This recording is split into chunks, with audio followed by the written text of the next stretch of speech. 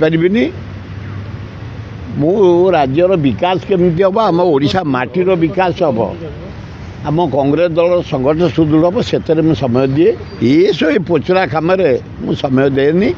कि से पोचरा कथा शुणा भी प्रस्तुत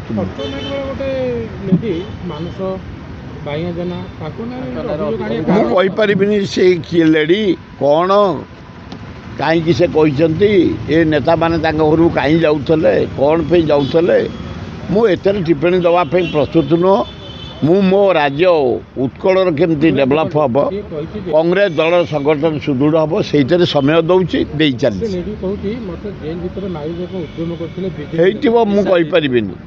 मुझे से विषय गोटे नारी कौन कहला कौन न कहला मुझे ना मोर एकमात्र यहीना मु राजस्व मंत्री की जाइली फेरली प्राय 200 लोक नहीं जाइली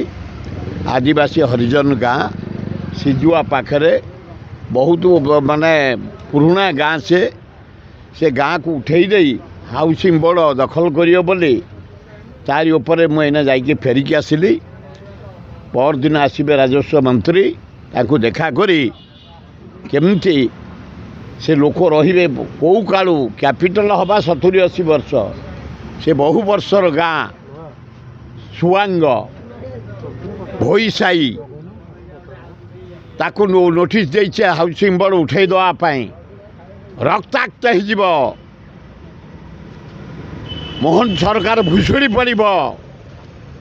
तमें आदिवासी हरिजन बोली मुख्यमंत्री हरिजन प्रति जो अन्याय होची ता गाँ को तोड़ी से हाउसिंग बोर्ड घर कर आम केबे बर्दाश्त करूनी तुरंत